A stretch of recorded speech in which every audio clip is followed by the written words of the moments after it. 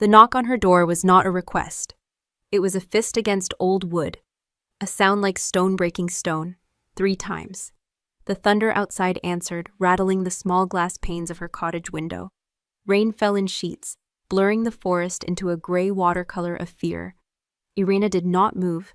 She stood at her hearth, the low fire casting long, dancing shadows on the walls.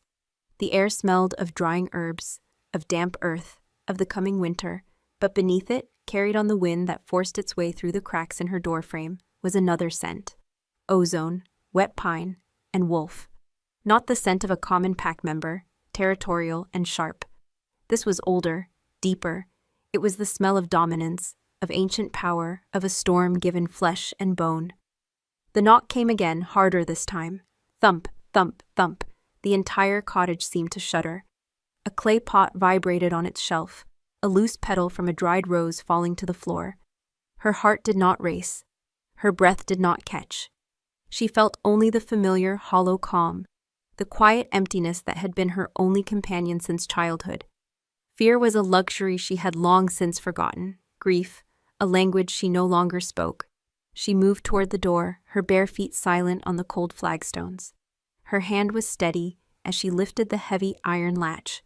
She was the emotionless healer, the woman whose hands could soothe a fever or set a bone without a single tremor. Nothing touched her. The door swung inward with a groan, ripped from her grasp by the wind, and he stood there, a mountain of a man, silhouetted against the raging storm. Rain plastered his dark hair to his skull, ran in rivulets down the harsh lines of his face. His eyes were lost in the shadows, but she could feel their weight on her, heavy and desperate. In his arms, wrapped in a thick, oil-stained cloak, was a small bundle, King Ronan Drawson, the alpha of alphas. The air in her cottage grew thick, heavy. It was like the pressure before a lightning strike. He didn't have to announce himself. Power radiated from him, a physical force that pressed against her skin, demanding submission. He was the king, and this was his land, his storm, his world. She was just a small, quiet thing living in it. He took a step inside, bringing the storm with him. Water dripped from the hem of his cloak, pooling on the floor. He said nothing. His jaw was a hard, unforgiving line. The only sound was the frantic, shallow whisper of breath coming from the bundle in his arms. Irina's gaze dropped to the child. "He is dying, Pa." Ronan's voice was a low growl, the sound of rocks grinding together deep beneath the earth. It wasn't a plea. It was a fact, a challenge. She simply nodded, stepping back to allow him further into the room. She gestured to the long, worn table where she prepared her remedies. It was scrubbed clean, scarred with the marks of countless knives and mortars. He moved with a predator's grace, a contained violence in his every step. He laid the child on the table with a tenderness that seemed alien in a man so large, so hard. He unwrapped the cloak, and Irina saw him. A boy, no more than 6 summers old. His face was pale as milk, his lips tinged with blue. A fine sheen of sweat covered his brow, though his skin radiated a terrifying heat. His breaths were small, hurried gasps, little puffs of air that barely seemed to reach his lungs. Irina moved to his side, her focus narrowing, the immense presence of the king fading to the periphery. The world shrank to the small, failing body on her table. Her fingers, cool and sure, went to the boy's neck, searching for the frantic, thready pulse. It was there, a hummingbird's wing fluttering against the edge of oblivion. "What happened?" she asked, her voice even, clinical, empty. The king's shadow fell over her. He stood so close she could feel the heat of his body, smell the scent of blood and rain clinging to his leather tunic. "A fever. It took him 3 nights ago. The royal physicians, they can do nothing." His words were clipped, each one an effort. She didn't look at him. She ran her hands over the child's body, feeling the unnatural heat, the rigid set of his small limbs. Her gaze was methodical, her touch impersonal. This was her work. This was her purpose. She was a vessel for a gift she did not understand and did not want. It simply was. I saw the rash then. Faint spiderweb lines of deep purple crawling up from the boy's chest, branching toward his throat. The crimson sleep. Rare. and always fatal. Still, she felt nothing, not pity, not despair, only a cold intellectual curiosity, a problem to be solved. "I need silver leaf and crushed moonstone," she said, turning to her shelves, "and boil water. The fire is hot enough." For a moment the king did not move. He just watched her, his unreadable eyes burning into her back. She could feel his stare like a physical touch, a brand against her skin. He expected something, awe, fear, some acknowledgement of his station. She gave him none. A low sound, less than a growl, rumbled in his chest, but he moved, stoking the fire, hanging the kettle from its iron hook. The great Alpha King, reduced to the role of an assistant in a humble cottage, all because of the tiny, failing heartbeat on the table. Irena worked in silence. She ground the herbs, her movements precise and economical. The pestle made a soft, rhythmic sound against the stone of the mortar. It was a familiar music, the only one her life possessed. She mixed the paste, her hands steady, her mind clear. There was a pressure building inside her, behind her eyes, in her throat. A strange, unfamiliar tightness. She ignored it. It was the storm, the lack of sleep. It was nothing. She returned to the child, gently parting his lips. She administered the paste, a small amount on the tip of her finger, encouraging him to swallow. The boy whimpered, a thin, kitten-like sound that was swallowed by the next clap of thunder. Ronan was at her side in an instant, his huge hand landing on her shoulder. His touch was heavy, possessive, a warning. "Will it work?" he demanded, his voice raw. Irena did not flinch from his touch. She didn't acknowledge it at all. "It will either break the fever, or it will not." His fingers tightened, a silent threat. "I am not asking for riddles, healer." She finally lifted her gaze to his. In the dim firelight, she saw them clearly for the first time. They were not brown or black, but the color of a stormy sky just before nightfall. Gray, deep, and filled with a pain so vast it seemed impossible for one man to contain. She saw the desperation warring with a terrifying, absolute authority. But she felt no connection to it. It was like watching a play. The characters were sad, the story was tragic, and she was merely an observer. "There is nothing more to be done," she stated, her voice a flat, calm line in the heart of a storm. "We wait." His hand fell from her shoulder. He did not trust her. He did not trust anyone.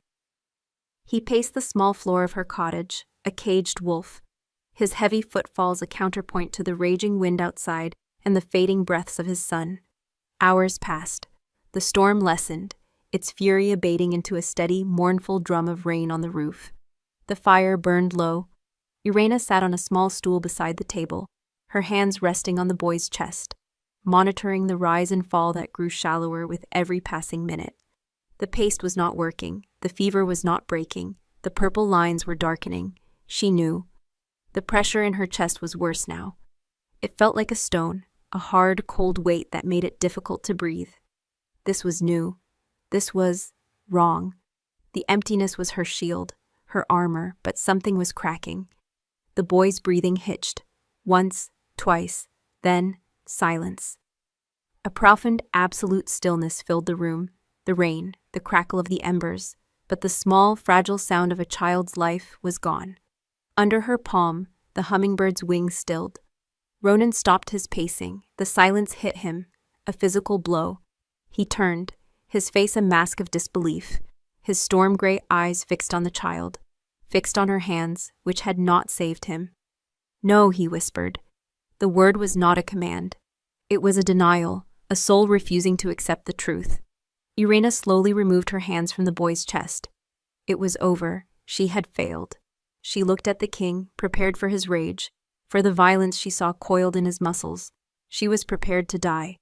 It made no difference to her. But what came was not rage. A sound tore from Ronan's throat, a sound of pure, shattered agony. It was the howl of a wolf who had lost its pup, the roar of a king who had lost his heir, the cry of a father who had lost his world. It was a sound that shook the very foundations of her cottage, a sound of absolute, unconditional grief. And it broke her. The stone in her chest shattered. The pressure behind her eyes exploded. Something hot and wet and agonizingly foreign pricked at the corners of her eyes. Her vision blurred. The king's broken form, the still child, the dying fire, it all swam in a watery haze. A single drop escaped. It traced a slow, burning path down her cheek. It felt like fire. It was an impossible sensation. Her, crying. The tear fell from her chin. It landed on the boy's still chest, right over his heart. And the room filled with light. Not the warm yellow light of the fire. This was soft, ethereal. A gentle, impossible silver glow pulsed from the single drop on the child's skin. It shone through the fabric of his tunic, illuminating the small, lifeless form from within. Ronan's howl choked off. He stared, his face a canvas of shock and raw disbelief. Irina couldn't breathe.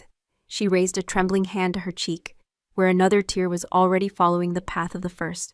Her fingers came away wet. When she looked down, she saw it happen again. The second tear fell, landing beside the first. It too began to shine, adding its light to the glow. They were not tears. They were liquid moonlight. They were silver, and they were coming from her. The light on the boy's chest brightened, a soft, steady pulse, like a heartbeat. The silver light pulsed. 1, 2, 3, a rhythm, a heartbeat. And then a gasp. The boy on the table arched his back, a shudder running through his small frame as air, real air, rushed into his lungs. His eyes, which had been glassy and vacant, fluttered.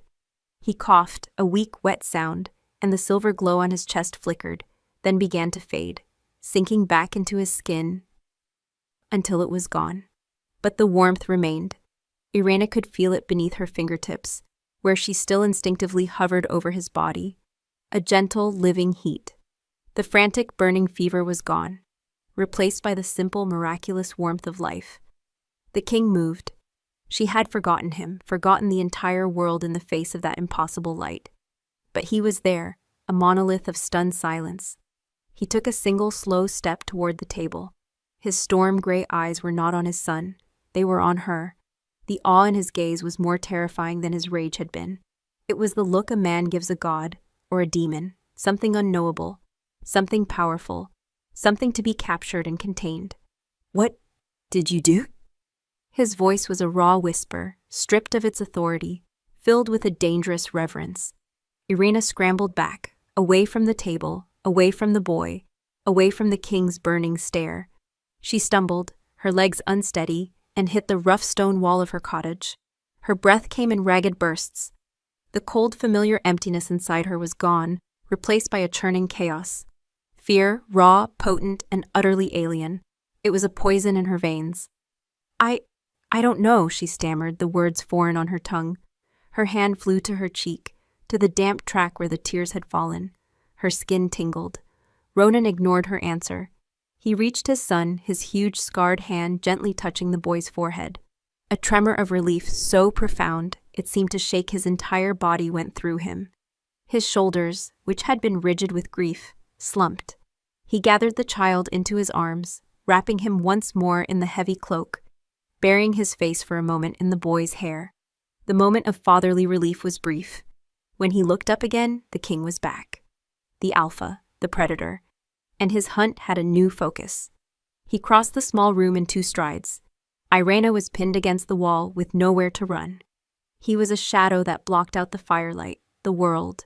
He smelled of rain and power and something new, a sharp, possessive scent that made the hairs on her arms stand on end. He lifted his hand, not to strike, but to touch.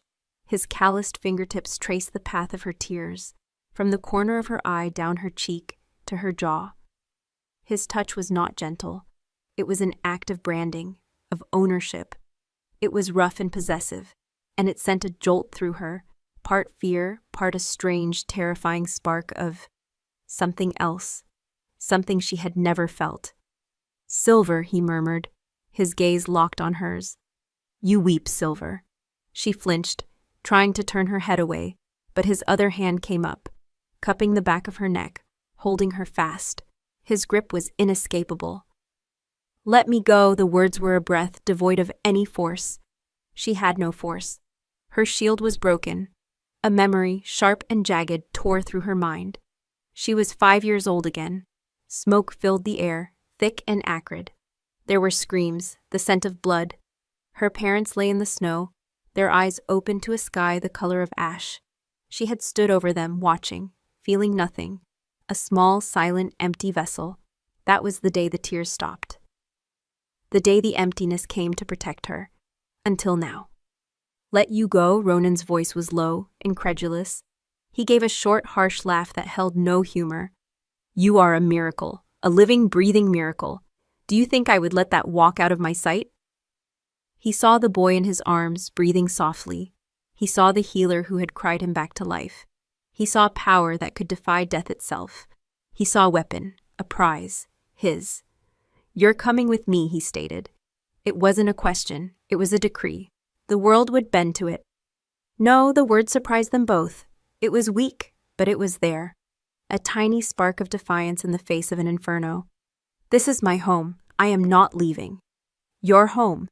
He looked around the small, sparse cottage with disdain. The drying herbs, the worn-out tools, the single cot in the corner. This is a hut, a cage you built for yourself. I am offering you a better one. A cage is still a cage, she whispered, the cold dread making her bold. His eyes narrowed. The storm was back in them, swirling and dangerous. Do not mistake my meaning, healer. This is not an offer. He released her face, only to shift his hold on his son, freeing an arm. Before she could react, before she could even draw a breath to protest, he swept her up. One arm beneath her knees, the other around her back, lifting her as if she weighed nothing. She was pressed against his hard chest, the steady, powerful beat of his heart, a drum against her ear. The child was cradled securely between them. She was trapped. The raw, masculine scent of him was overwhelming. Pine, rain, wolf, and that possessive musk that was aimed directly at her. It was suffocating. Panic, cold and sharp, finally clawed its way up her throat. She struggled, pushing against the unyielding wall of his torso. Put me down! He didn't even grunt. Her struggles were like a moth beating against a stone wall. He simply held her tighter, his arm a band of iron around her. Be still, he growled, his voice a low vibration against her temple. You will wake him. The fight went out of her. Not from surrender, but from the sudden, stark realization of her absolute powerlessness. She was a healer, a creature of quiet and stillness. He was a king, a creature of violence and will. This was a battle she could not win. He carried her out of the cottage, not even bothering to close the door behind them. It swung on its hinges, letting the damp, pre-dawn air swirl into the home she would never see again. The rain had stopped.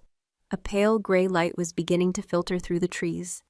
Outside, two massive horses waited, their breath pluming in the cold air. Tied to one was a werewolf, a beast larger than any she had ever seen, its yellow eyes glowing in the gloom. It watched her with an unnerving intelligence as Ronan approached. With impossible strength, he mounted his horse, still holding both her and the child.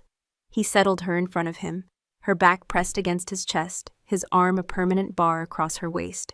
He was her prison. The horse shifted, powerful muscles bunching beneath them. Ronan gathered the reins. He did not look back at her small, abandoned home. His gaze was fixed on the path leading back to his world, back to the fortress of stone and power where he ruled. She was shivering, not from the cold, but from the terrifying new emotions warring inside her. The fear was a living thing, but beneath it, a tiny, fragile seed of anger was taking root. He had taken her life, her silence, her home. He had taken her. She stared into the dark woods as they began to move, the rhythmic gait of the horse jarring her with every step. She felt the warmth of his body behind her, the solid wall of his presence. He had come to her for a cure, but he hadn't taken the cure and left. He had taken the source. Her tears had bought his son's life, and now she was beginning to understand the price. Her freedom, her peace, herself. He wasn't protecting a healer, he was guarding a treasure. Irina Valinor, the emotionless healer, was gone. In her place was a girl in a cage made of moonlight, being carried away by a king who would never let her go. The world was a rhythm of hoofbeats, and the steady, too-close beat of the king's heart. Irina was trapped in it, pinned between the cold morning air and the unyielding heat of Ronan's body. Every jolt of the horse was a reminder of her captivity. Every breath he took stirred the hair at her temple. She had spent a lifetime building walls of silence and emptiness, and he had demolished them with a single desperate act. Now she was left exposed, raw. The emptiness had been a shield. Without it, everything was sharp, painful.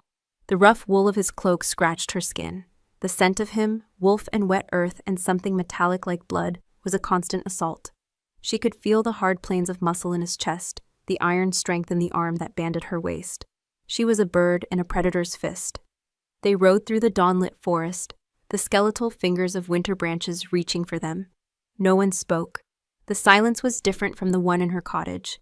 It was not peaceful. It was heavy, strained, filled with the unspoken threat of what was to come. Then the trees thinned. Ahead, rising from the morning mist like a jawbone of gray stone, was the fortress. His fortress. It wasn't a home.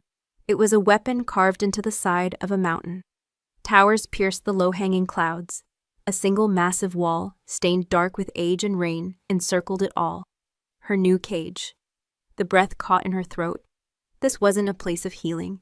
It was a place of power, of endings. The horse's hooves clattered onto a stone bridge, the sound echoing over the deep, dark chasm below. Guards in black cloaks, their faces grim and hard, straightened as they approached. Their eyes flickered to her, then to the small, sleeping bundle in the king's arms, then back to her.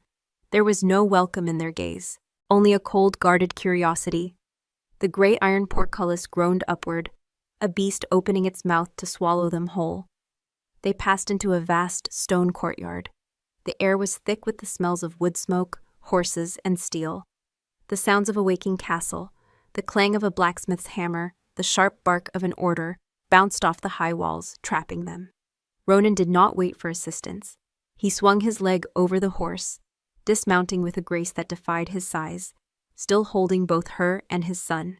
He did not set her down. He carried her as he had from her cottage, a prize of war, a spoil to be claimed. He strode through the courtyard and into the keep itself.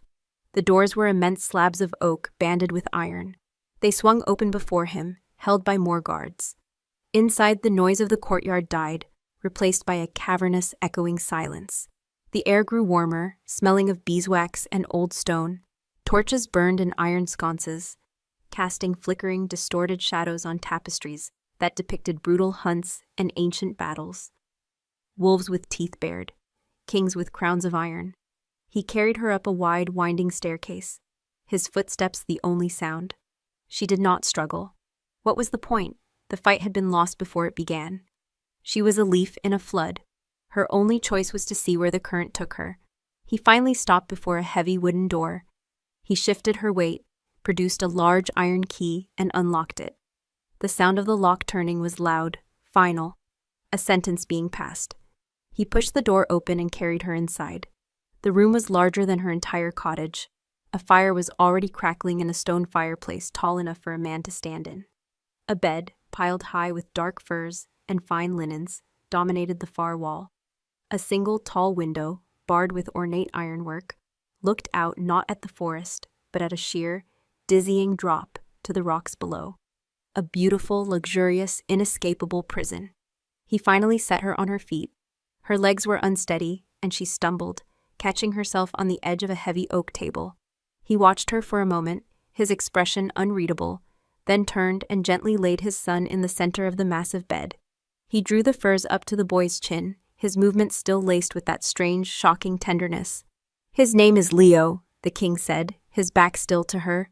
The words dropped into the silence like stones into a deep well. Irena said nothing. She wrapped her arms around herself, a futile gesture of protection. Ronan turned back to her. "The royal physicians will want to see you, to understand what you did." Her head snapped up. "I did nothing. I don't know what happened." "You cried," he said, his voice flat. "That is what happened. They will want to know why. They will want to know how." He took a step closer. "So will I." The fear was back, cold and sharp. It was an accident. It won't happen again. A dark look crossed his face. "It will happen again if I command it." The tiny spark of anger flared. "You cannot command grief, Your Majesty."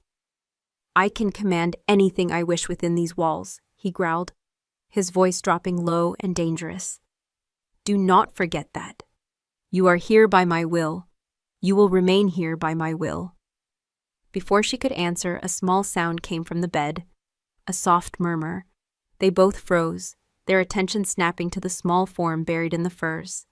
Leo stirred, his brow furrowed, and his eyes fluttered open. They weren't dull or feverish. They were clear, blue like a summer sky, and filled with a child's simple confusion. He pushed himself up on his elbows, looking around the familiar room, and then his gaze landed on her. Irina's breath hitched. She expected him to cry out, to be afraid of the stranger standing in his chambers, but he wasn't. He simply watched her, his head tilted. A strange recognition seemed to dawn in his eyes, as if he remembered her not from the waking world, but from a dream. From the place between life and death where she had inadvertently called him back. "The Moonlight Lady?" he whispered, his voice small and sleepy. Ronan's head whipped around to stare at her, a new, intense calculation in his eyes. Leo pushed the furs away and slid off the bed. He padded across the cold stone floor, his small, bare feet silent. He stopped just in front of her. He was so small, so fragile, yet he was the anchor to which her entire life was now chained. He reached out a small, warm hand and gently touched her fingers. His touch was hesitant, curious. It sent a shock through her system, a jolt of warmth that had nothing to do with healing and everything to do with a simple human connection she had denied herself for 2 decades.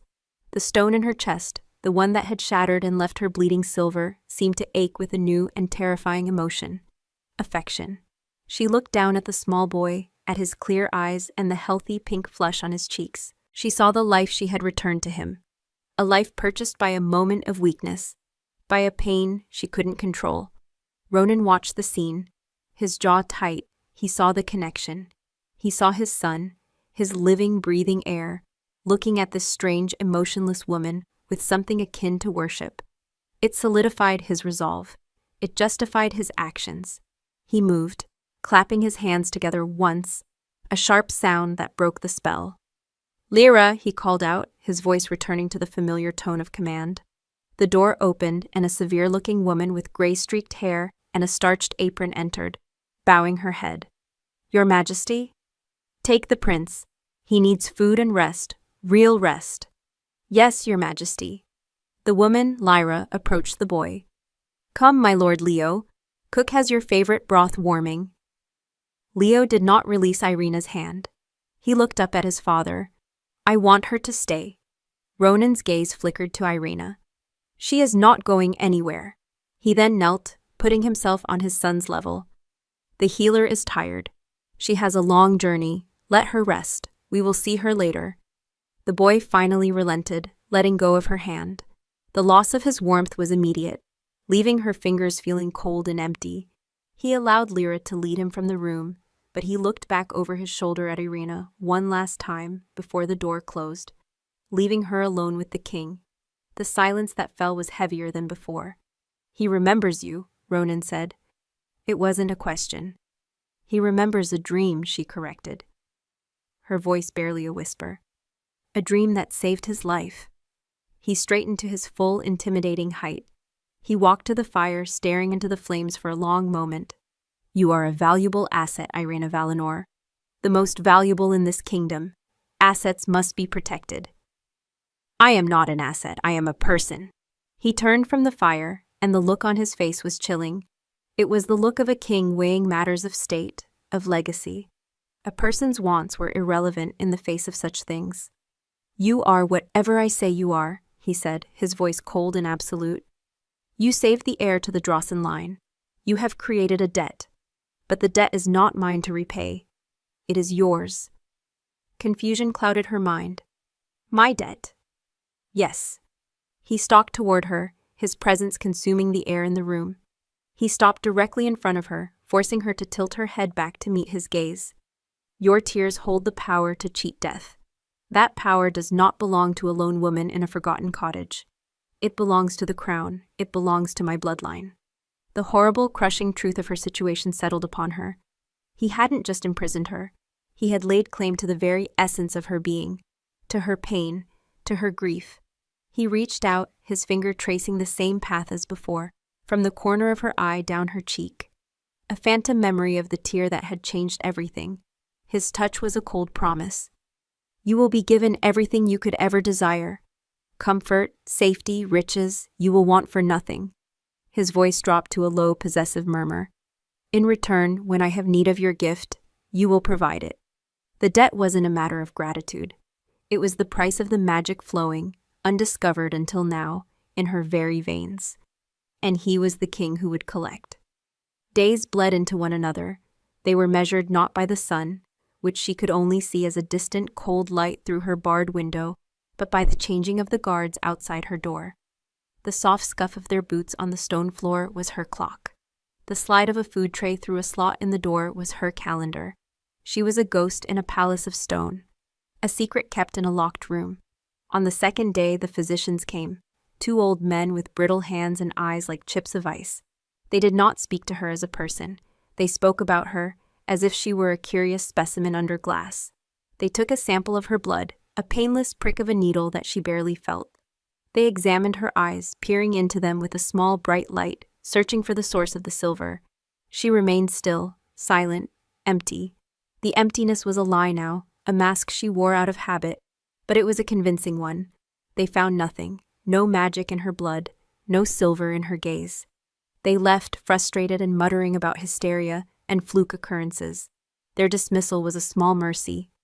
Ronan did not come. She felt his presence in the fortress, a constant, oppressive weight on the air. She knew he was watching, waiting, but he did not show his face. Perhaps he was testing her, or perhaps he simply did not know what to do with his living miracle, now that the immediate danger to his son had passed. It was Leo who broke the silence. On the evening of the 3rd day, the bolt on her door slid back.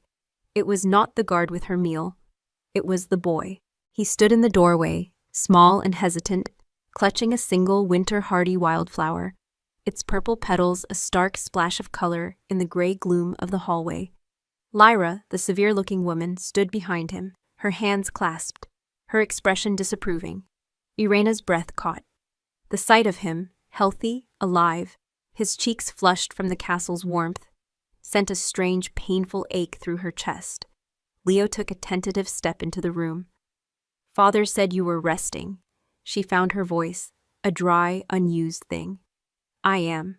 He walked closer, his eyes wide as he took in her gilded cage. He held out the flower.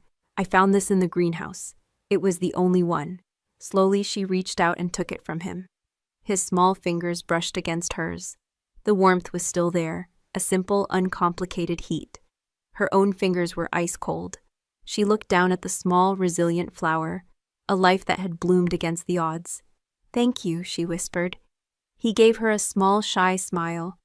They call you the Silver Healer now. The guards, they whisper about it. He leaned in as if sharing a great secret. They say you have moonlight in your blood. A chill traced its way down her spine. A name, a legend, forged from a single moment of her breaking.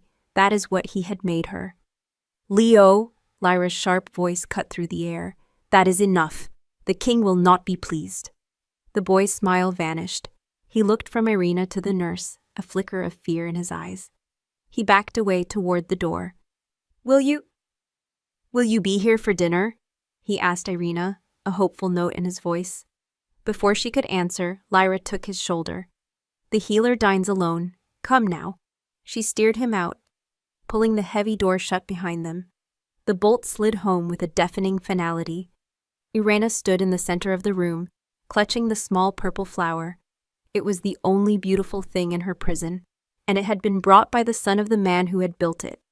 The conflict was a knot in her gut, tight and painful. She could not hate the child whose life she had saved, but his life was the lock on her door.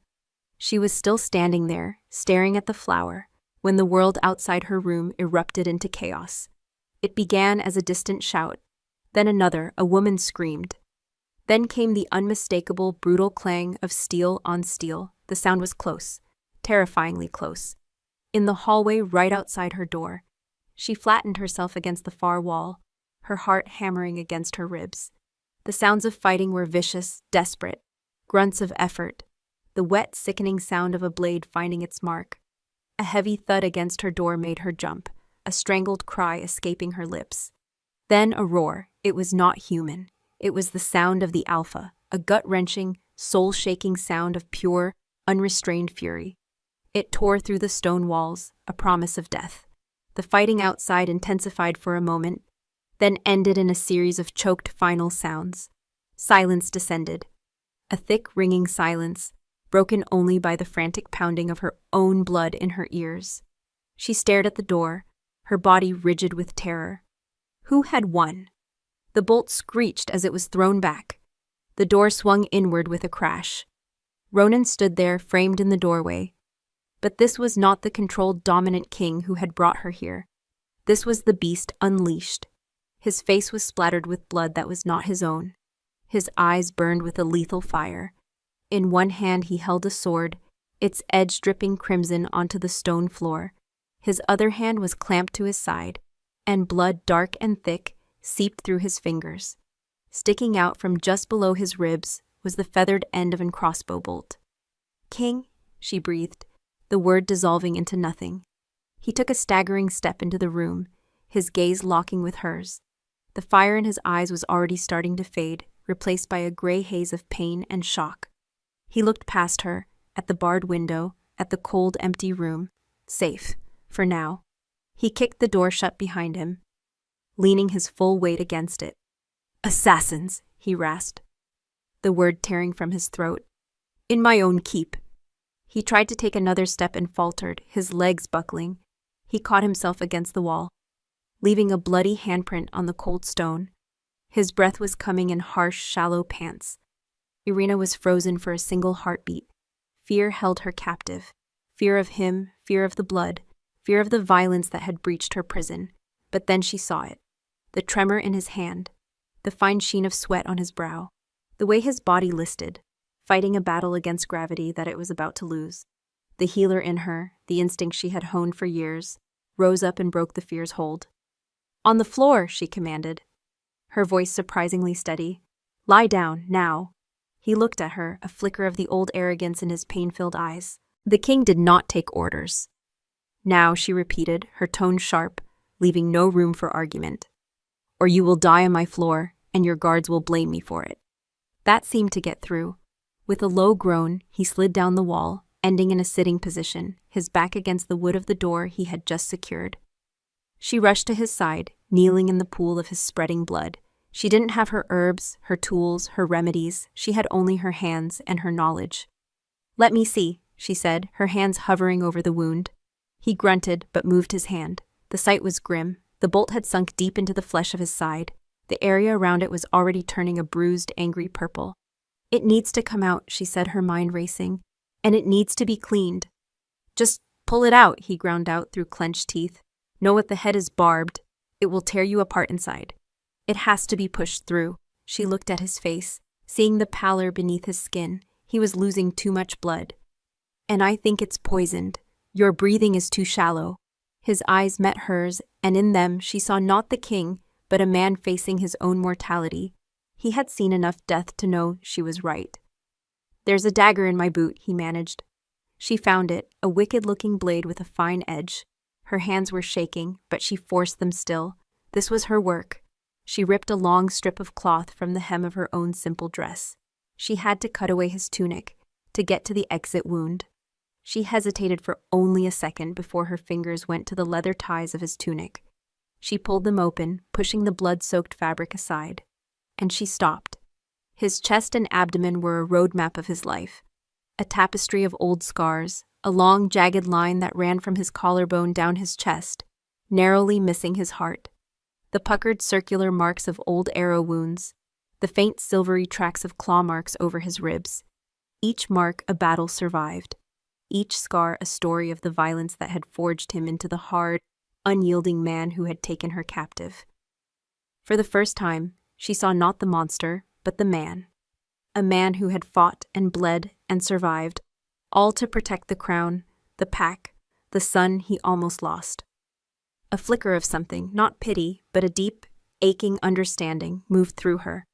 His hand shot out, grabbing her wrist. His grip was surprisingly strong. His eyes, clouded with pain, bored into hers.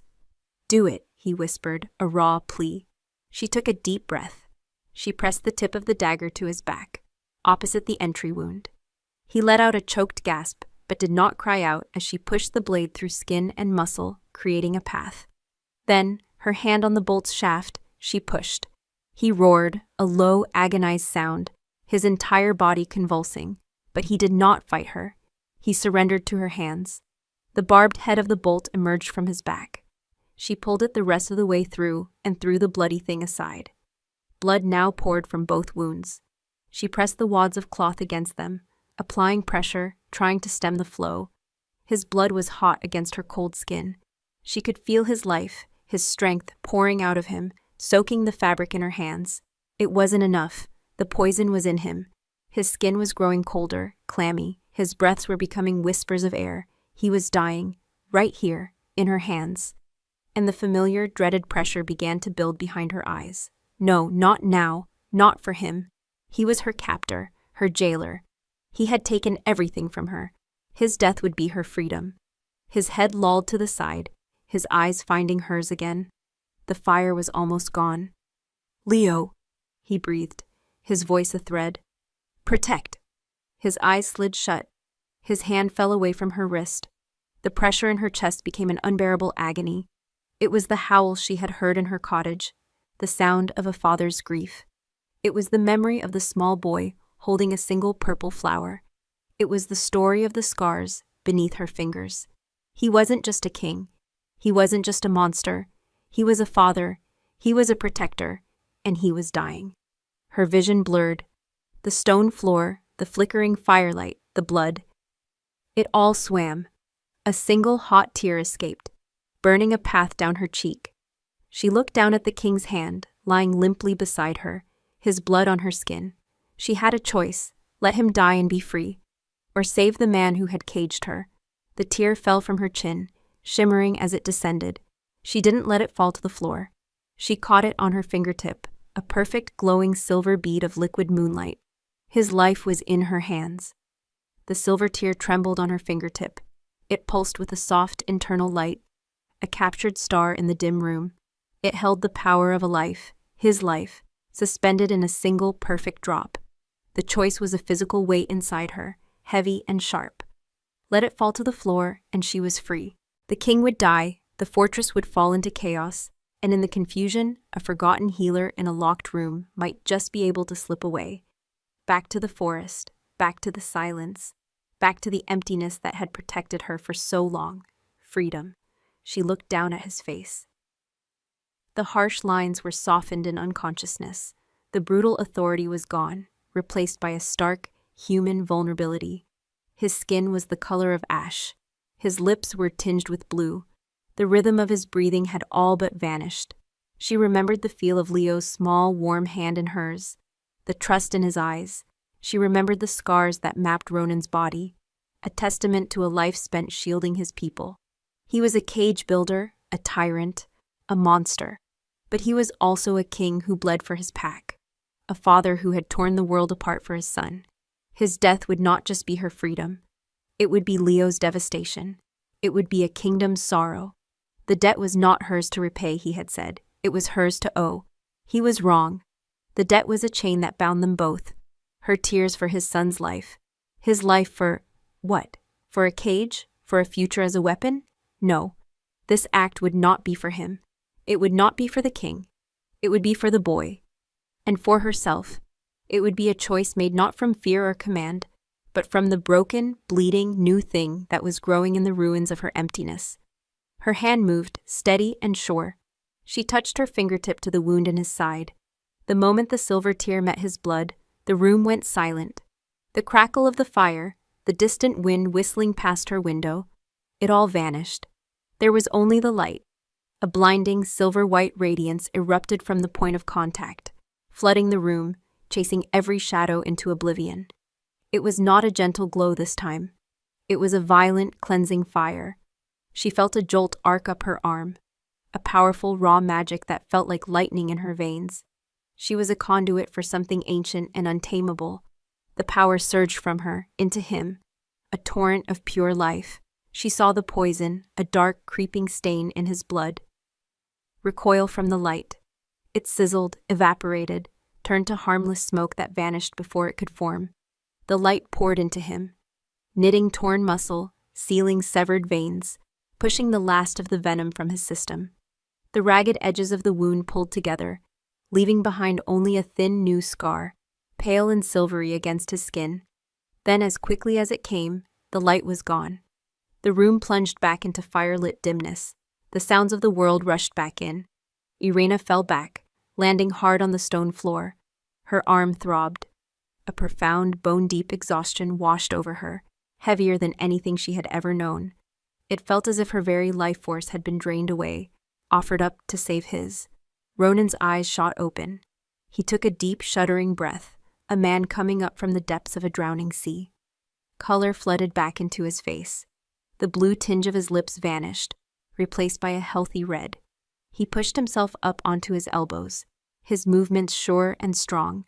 His gaze fell to his side, to the new silver scar that shimmered faintly in the firelight. He touched it, his fingers tracing the impossible line. Then his eyes, sharp and clear and blazing with an intensity that stole the air from her lungs, found hers. He looked at her, truly looked at her, not as a prize or a weapon, but as the woman who had just held his life in her hands and chose to give it back. The awe from that first night returned, but it was different now. It was deeper, sharper, laced with a terrifying confusion. "You?" he started, his voice rough but strong. Before he could finish, the door behind him shuddered. Heavy fists hammered against the wood. "Your Majesty, King Ronan, are you in there?" His head snapped toward the sound. The king returned in an instant. The vulnerable man was gone, buried again beneath layers of iron and authority. He surged to his feet, his body showing no sign of the near-fatal wound he'd suffered moments before. He grabbed the dagger from the floor, his movements fluid and deadly. He was the alpha again, the warrior, ready for a fight. "I am here," he roared, his voice booming through the thick wood. "The assassins are dead. Secure the keep. Find out who sent them." There was a moment of silence from the other side, then a relieved chorus of, "Yes, Your Majesty." The sound of boots receded down the hall as his orders were carried out. The immediate danger had passed. Ronan turned back to her. The dagger was still in his hand.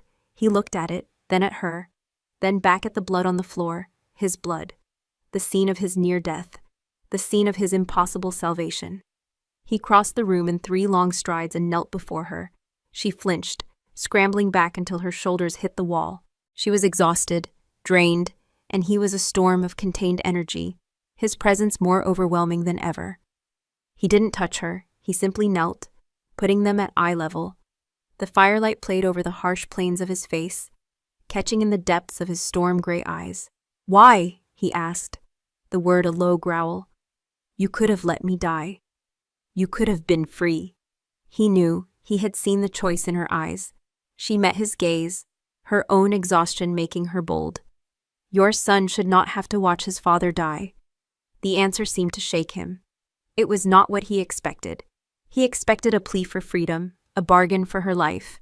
He did not expect a reason that had nothing to do with her own self-interest. "He is my son," he said, his voice tight. "My responsibility." "And I am the one who saved him," she countered, her voice gaining a thin thread of strength. "That makes him my responsibility too. I will not be the reason he becomes an orphan." A muscle worked in his jaw. He stared at her, a long, silent battle of wills playing out in the space between them. He was a king. He understood power, loyalty, and dominance. He did not understand this selfless, defiant act of mercy from his own prisoner. He looked at her torn, blood-stained dress, at the exhaustion that clung to her like a shroud, at the faint silvery tracks on her cheeks where new tears had dried. "I promised you a better cage," he said, his voice rough with an emotion she couldn't name. "This is not it." He looked around the room, at its opulence that had become a prison. "This is my fault. I brought danger to this door. To you." The admission hung in the air, a shocking, impossible thing, an apology from a king. "I can't let you go," he said, the words sounding like a confession, a curse. "I know you want me to. After this, I see that, but the world knows now." The whispers in my own castle have reached farther than I thought. If my enemies know there is a woman who can cheat death, they will stop at nothing to get you. Leaving this fortress would not be freedom. It would be a death sentence." She wanted to argue, to rage at him, but a cold knot of truth formed in her stomach. He was right. The assassins who had come for him would have no qualms about coming for her. Her gift, her curse, had made her the most hunted woman in the kingdom. His cage, which had been her prison, had just become her shield. "What do you want?" he asked, the question flooring her. He was giving her a choice, a voice. She looked at him, at the king who knelt before her, his life a debt he now owed her. She thought of the cold, silent room, of the food tray slid through a slot, of being a secret. "I want to not be a prisoner," she said, her voice quiet but firm. "I will not be locked in a room. I will not be a ghost in your castle. If I am to be here, then I will be here." She took a breath, the demand forming on her lips before she could stop it. "I want to see the sun. I want to walk in the gardens, and I want to see Leo." He did not hesitate. "Done." He stood towering over her again, but the dynamic had shifted. It was no longer simply captor and captive. It was something far more complex. Debtor and savior, protector and protected. He offered her a hand. She stared at it. His large, calloused, scarred hand. The hand that had taken her. The hand of the man whose life she had just saved. Slowly, hesitantly, she placed her small, cold hand in his. His fingers closed around hers, enveloping them in a rough, surprising warmth. He pulled her to her feet. The touch sent a jolt through her, not of fear this time, but of connection, a spark in the darkness. He did not let go. "There will be a promise between us now, Irina Valinor," he said, his voice a low, binding oath. "I will protect you with my life. You will have your freedom within these walls. You will be honored. You will be safe." He paused, his thumb stroking the back of her hand, a gesture so unexpectedly gentle it made her heart stumble. "But if the day comes," he continued, his voice dropping, the steel returning to it, "when my son's life is once again in danger, you will not deny him your gift. You will not deny me." It was not a command. It was a plea, wrapped in the authority of a king, a promise forged in the crucible of his grief and her sacrifice. She looked into his eyes and saw the truth of it. Everything he did, all his brutality, all his power, it was all for that one small boy. And she, the emotionless healer who had never felt a thing, was now bound by that same fierce, desperate love. "I promise," she whispered.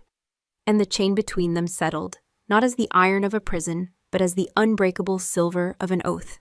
The promise changed everything. The bars on her window did not disappear, but the world outside them opened up. The guards no longer stood with their backs to her door, they became her escorts, their expressions shifting from cold suspicion to a kind of wary reverence. She was no longer Irena, the captive healer. She was the silver healer, the king's ward, a figure of myth walking the stone halls of the fortress. Ronan was true to his word. He moved her to a new suite of rooms. They were not a prison cell, but a sun-drenched sanctuary high in the eastern tower. A small balcony overlooked the sprawling royal gardens, a tapestry of winter browns and resilient evergreens. She could smell the damp earth on the wind, feel the weak winter sun on her skin. It was a taste of freedom so potent it was almost painful. She spent her days in the vast, quiet library, surrounded by the scent of old paper and leather. She read books on history, on cartography, on the ancient bloodlines of the wolf shifters. She was searching for an answer, for any mention of a power like hers. She found none. Her gift, her curse, was hers alone. And she saw Leo. He would seek her out, his small hand slipping into hers. As they walked the garden paths, he didn't ask her for magic or miracles. He asked her the names of the plants. He told her stories about the stone gargoyles that watched from the rooftops. He brought her small, simple gifts, a shiny river stone, a fallen feather from a crow's wing. In his presence, the tight, aching knot in her chest would loosen. His uncomplicated affection was a balm on the raw wounds of her newfound emotions. He was the anchor in the storm of her new life, the one constant, warm presence. But with Ronan, things were different. He was a shadow at the edge of her vision, a presence she felt long before she saw him. He would appear in the library doorway, watching her from a distance, his gray eyes intense and unreadable. He would join her and Leo in the gardens, his massive form a stark contrast to the delicate sleeping plants. They rarely spoke of anything beyond pleasantries. The weather, Leo's studies. But the silence between them was a living thing, charged with the memory of blood and light and a choice that had bound their fates together. His scent, which had once terrified her, now triggered a strange, fluttering response deep within her. She knew the rhythm of his footsteps, the low timbre of his voice when he spoke to his son. She saw the way the weight of the crown settled on his shoulders, the exhaustion he tried to hide. She saw the man beneath the king, the father beneath the alpha, and it terrified her. The fear was no longer of him as a captor, but of the connection that was growing between them, as quiet and persistent as a vine creeping over stone walls. She had spent a lifetime in emotional exile. She did not know how to navigate this new, treacherous country of feeling. One evening, a week after the attack, she was on her balcony, watching the last vestiges of sunset paint the sky in shades of bruised purple and pale gold. The air was cold, sharp with the promise of snow. "They were sent by Lord Valerius," a low voice said from behind her.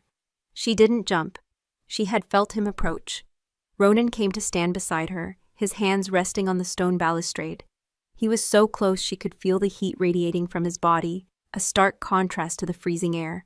"From the Blackwood Reach," he continued, his gaze fixed on the darkening horizon. "He has always believed my bloodline is weak, that a king who takes a human mate cannot lead a pack of wolves." He was speaking of Leo's mother, the woman he had loved, who had died giving birth to their son. It was a piece of his past he had never shared, a wound he kept hidden beneath his scars.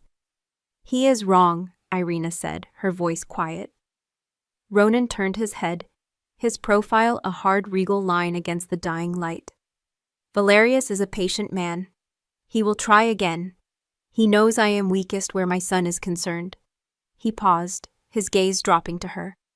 "And now, he knows I have another weakness. Her." The word hung unspoken in the air between them, the knowledge that her existence put them all in greater danger. "Perhaps you should have let me die," he murmured, the thought a dark, fleeting shadow in his eyes.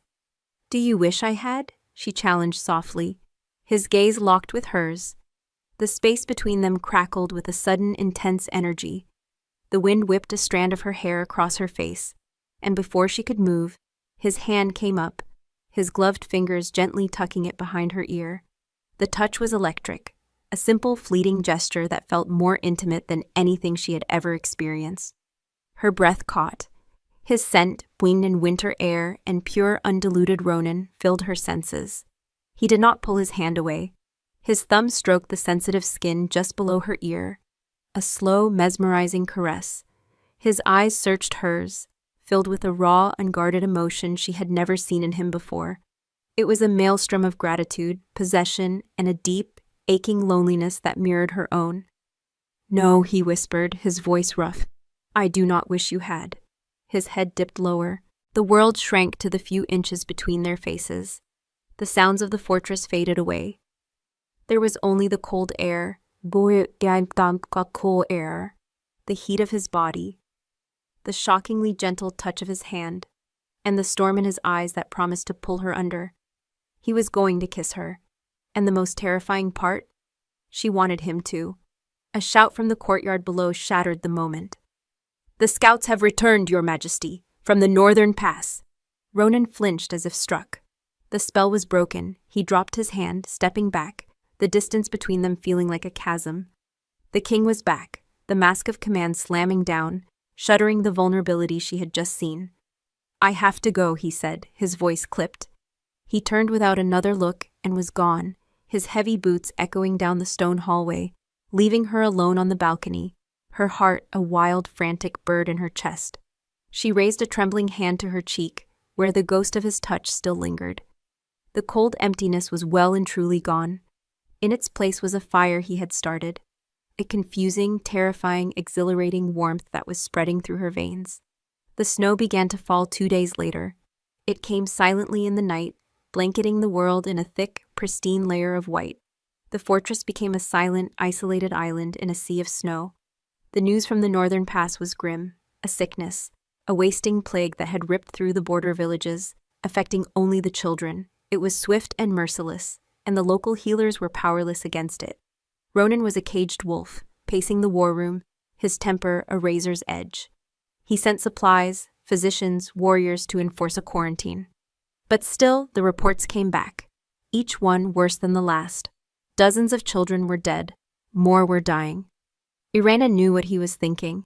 She saw it in the way his eyes would find hers across a crowded hall. She felt it in the tense, coiled energy that surrounded him. He was a king, responsible for all his people. And he possessed the one cure in the world, a cure he had sworn to use only for his son. The promise, the terrible promise she had made. The breaking point came in the form of a single, mud-splattered rider who had braved the blizzard. He collapsed in the great hall, his message delivered in a dying gasp. Lord Elion's daughter from the northernmost holding, a girl of 5. She was dying, and the Lord, a man fiercely loyal to the king, was begging for a miracle. That night, Irena found Ronan in the royal solar. He was standing before a massive, unlit hearth, a single goblet of wine in his hand, his back to the door. He didn't need to turn to know it was her. "You should not be here," he said, his voice flat and dead. "You are going to go, aren't you?" she asked, walking slowly into the room. "Elion is my friend. He stood with me against Valerius. His daughter played with Leo in the summer. His knuckles were white where he gripped the goblet. I cannot let his child die while I have the means to save her." "The means to save her is not yours to command," she said softly. He finally turned and his face was a mask of torment. "Do not speak to me of promises, Irena. There are 100 children dying in the north, 100 families grieving. What is your pain? Your single tear compared to that.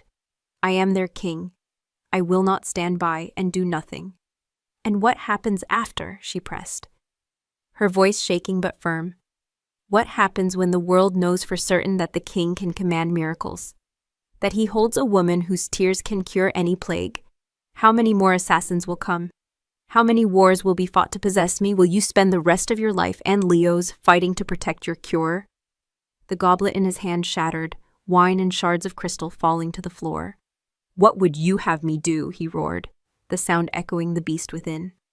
"Let them all die?" "No," she whispered, the answer, the only possible answer, rising from the core of her being, a choice born not of a promise, but of the heart she never knew she had. "I will go with you." He stared at her, stunned into silence. "You will not command me," she said, stepping closer, her resolve hardening into something unbreakable. "You will not force this. This will be my choice. I will go to the north. I will heal who I can. And in return, you will tell them the magic is gone, that it was a one-time gift from the gods that saved your son and has now faded. You will swear it on your crown. You will make them believe it." It was a desperate, foolish plan, but it was the only one she had, a way to save the children without turning herself into a living weapon for the rest of her days. He looked at her, his storm-gray eyes searching her face, seeing the fierce, defiant strength that had risen from her brokenness. He saw not a captive, but a queen. "They will not believe it," he said, his voice raspy with emotion. "Then you will make them believe it," she insisted. "You are their king." For a long moment he was silent. The only sound was the howling of the blizzard outside the thick castle walls. He looked at her, at the woman who had saved him, who was now offering to walk into a plague-ridden land to save his people. The woman who was choosing to bleed light for a world that had only ever given her darkness. "Irena, he breathed, her name a prayer and a curse. He crossed the space between them, his hands coming up to cup her face, his touch both desperate and reverent. "This is too much to ask." "You are not asking," she whispered, her hands rising to rest on his chest, over the steady, powerful beat of his heart. "I am choosing." He leaned in, his forehead resting against hers. His breath was warm against her lips.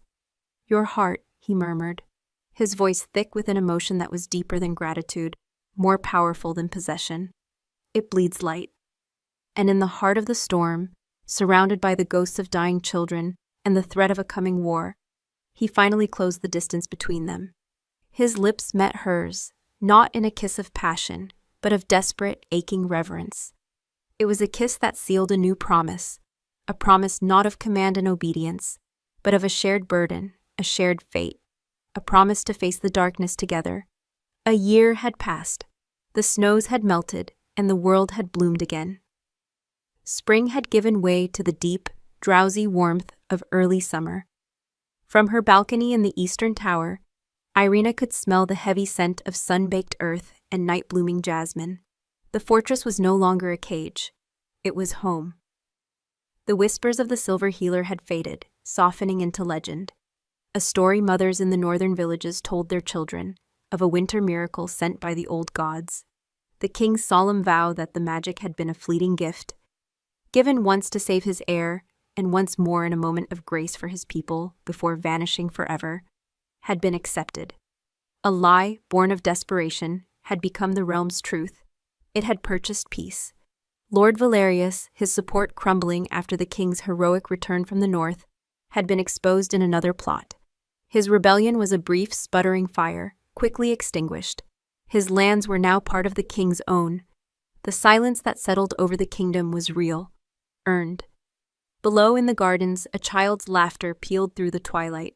Leo, taller now, his hair the same dark shade as his father's, chased fireflies, his small hands cupping and releasing them like tiny, fleeting stars. He was vibrant. He was whole. A presence settled behind her, familiar and solid. Irina didn't turn. She leaned back, her body gently meeting his, her head finding the natural place against his chest. Ronan's arms came around her, his hands covering hers. On the cold stone of the balustrade, he smelled of the wind and of home. They stood in comfortable silence, watching his son, her son in all the ways that mattered. The fierce, possessive love she felt for the boy was no longer a source of conflict, but the steady, warm center of her world. A memory surfaced, unbidden. The long, brutal ride north. The biting wind, the haunted faces of parents, the small, still bodies. She had healed 7 children, pouring her very essence into them until she collapsed, her strength utterly spent. Ronan had been the one to carry her from the last cottage, his face grim. He had stood before the grieving lords and declared the magic exhausted, the well run dry. He had made them believe. He had protected her. He must have felt the shift in her thoughts. His arms tightened, a silent question. She turned in his embrace, her hands coming to rest on the worn leather of his tunic. She looked up at him, at the face that was no longer harsh or terrifying, but beloved. The lines of kingship were still etched there, the weight of his crown a permanent shadow in his eyes. But there was a softness now, a peace that had not existed a year ago. "You are quiet tonight," he murmured, his thumb tracing a slow circle on her wrist. "I was just remembering," she said. "Let it go," he commanded, but the words were a gentle plea, not an order. "It is done," she smiled, a small, genuine curve of her lips that still felt like a discovery. Some things are worth remembering. She thought of the emptiness, the long gray years of feeling nothing. She would not trade the pain and fear of the last year for that hollow peace, not for anything. The breaking of her had been the making of her. Leo let out a squeal of pure delight, having captured the brightest firefly yet. The sound was a perfect, beautiful thing. A wave of pure, uncomplicated joy washed over Irina, so potent it made her gasp. And for the first time in over 20 years, she felt the prickle of tears, born not of grief, but of happiness. She did not fight it, she did not fear it. She let the emotion crest, and a single warm tear escaped her eye, tracing a path down her cheek. Ronan saw it. His body went still. He lifted his hand, his calloused fingers infinitely gentle, and caught the drop on his thumb. He looked down at it. It was not silver. It was clear, translucent, catching the last of the evening light like a tiny prism. It was just water, a simple human tear. A long, slow breath shuddered out of him. A tension she hadn't even realized he still carried finally, completely released. The last vestige of the king guarding his miracle vanished, leaving only the man, her man. He wiped the tear away, his thumb brushing her skin. "It seems the magic is truly gone," he whispered, his voice thick with an emotion that went deeper than relief. "No," she whispered back, raising her hand to his face, her fingers tracing the faint silvery line of the scar she had given him, the scar she had healed. The magic is just different now. She rose on her toes and pressed her lips to his. The kiss was not the desperate, reverent press of a promise made in darkness. It was slow and deep and sure. It was a kiss of arrival, a kiss that spoke of quiet mornings and shared beds and a future that stretched before them, solid and real. He held her close, his hand moving to the back of her neck, his fingers tangling in her hair, kissed her other hand over his heart, over the tapestry of old scars that told the story of his life. She could feel its steady, powerful beat beneath her palm. It was the rhythm of her new life, a life of feeling, of connection, of love. The moon had seen their scars long enough. Tonight, she watched them heal.